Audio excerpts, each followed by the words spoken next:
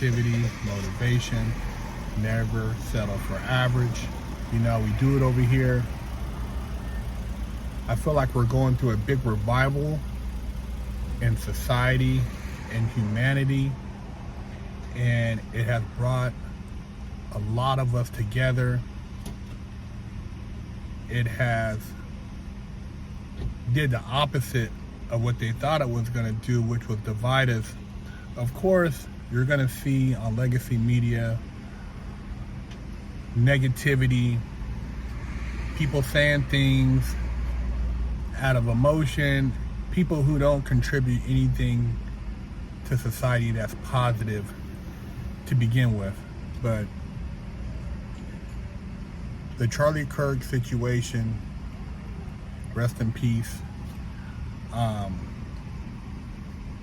never knew the man, but I did watch his shorts of his clips, and I seen some of his debates at the universities, and I thought what he was doing was very forthcoming, and it was non-violent conversation, which made you think.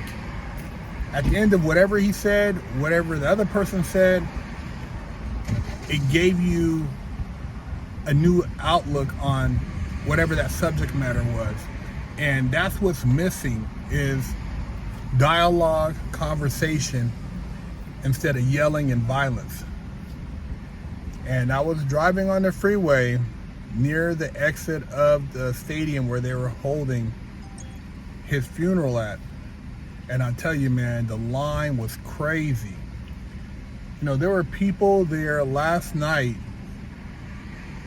to celebrate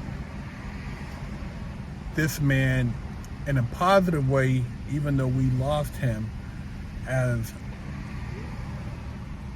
a spirit. And we didn't lose him as a spirit, because he's with God. He's in heaven. He's hanging out with Jesus, kicking it.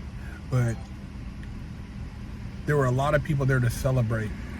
And I feel like this has been a spark in faith, having, you know, people like now start looking at things from a different perspective. Just the whole conversation has shifted, where a lot of people were afraid to talk about their faith.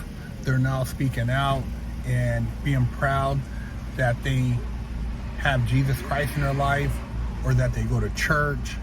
I think it's a good thing.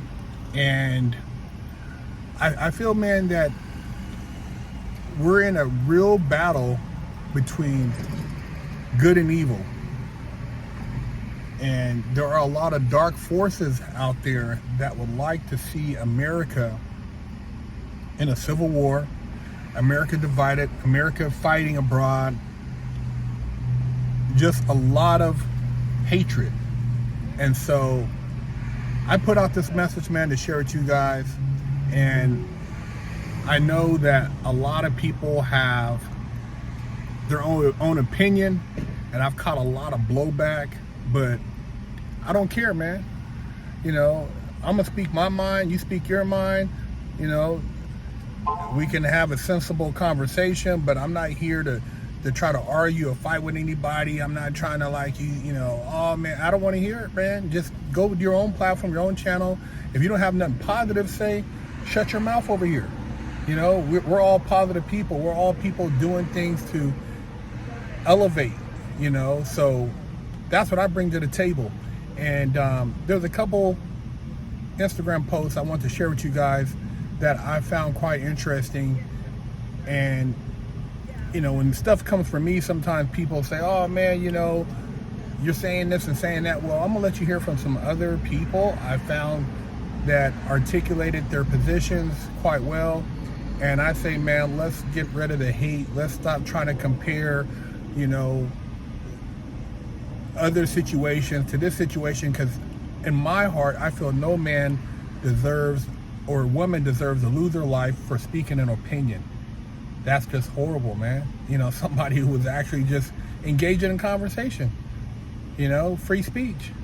I feel it's horrible. So my condolences to the family, and check out the clip. Make sure you guys subscribe and share. BigHerc916. Telling black people you don't need government assistance because you can be somebody is not racist. Telling us that government assistance has hindered us because before we were on government assistance, we were a more successful people is not racist by reading and understanding the facts. Ever since we started getting subsidized by the government, we have been controlled by the government, and not in only what we can do, but how we think. So when they're pointing out this stuff, y'all don't like nobody telling y'all the truth. Black people don't want to hear the truth because we benefit off of not working and being lazy off of government assistance and stuff. One thing Charlie Kirk also said was if the black people want to become better, we're going to have to stop celebrating crime and murder. Our culture is destruction. Everything we have from the women in our idolization groups, Beyonce, Summer Walker, SZA, Cardi B, Sexy Red, all of them are horrible examples of how to be as a woman. The same thing with the NBA young boy, Lil Baby, Da Baby, Lil Wayne, Baby, P. Diddy. All of those are examples of how to be a terrible person. And what he is saying is get these examples from in front of you and your kids so that y'all can thrive. Also, let's work on building the family back. One of the things that destroyed the family was removing a father out the home. Put that back together so we can start becoming a good community.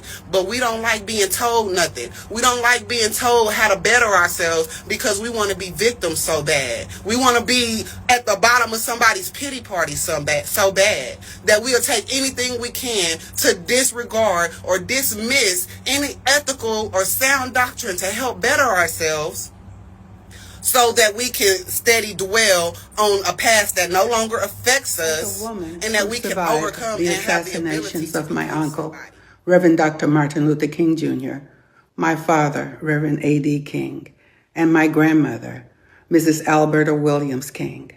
I know all too well the impact of this kind of cowardly act. Charlie Kirk was assassinated, and now, while his family and this nation grieve, some are calling him a racist, a white supremacist, even a fake Christian.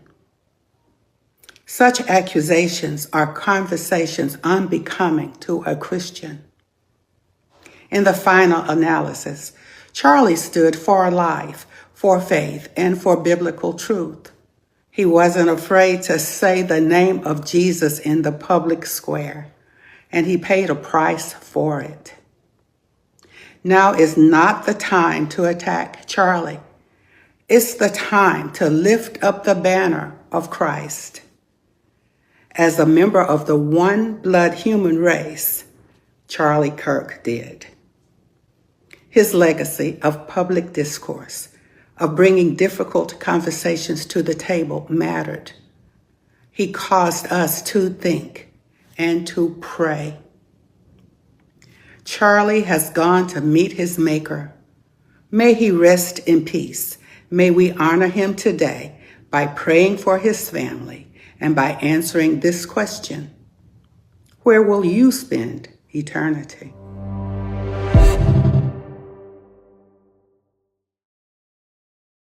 Kid.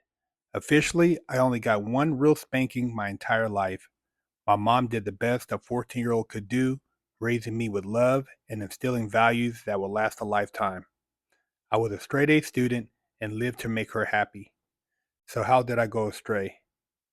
A horrible stepdad that stole my self-worth and invoked fear turned me into a person that I struggled to overcome. From skateboarding to selling drugs, gang banging in juvenile hall, I got caught the same way many young promising men get caught up. I struggled to find my identity, getting mixed up in shootouts, crime, and the adult entertainment industry. This roller coaster continued as I juggled college, hustling, and Hollywood, eventually catching a federal bank robbery case. I found redemption in prison while serving a 120-month federal sentence and came out a man on a mission. I became a social media influencer with over 500 million views on YouTube and a life coach mentoring people all over the world. What's up? This is my journey BigHerc916, against and all I would odds. like to introduce you to Little Herc's Big Lessons. My wife and I decided to come out with a children's book series that encourages young children to be strong, to make good choices, and also teach valuable lessons. Lesson 2, Speak with Strength. At school, Little Herc's classmate Maria looked upset. The bigger kids were teasing her about her artwork. "Hey," Little Herc said, stepping forward, "Maria's art is awesome. Let's show some respect." The bigger kids shuffled their feet and walked away. Maria smiled at Little Herc. "Thanks, Herc. You're always brave enough to stand up for what's right." Little Herc felt proud. Speaking up is what strong people do. You can pick up the book, link in the description, share it with your kids, and teach them valuable lessons.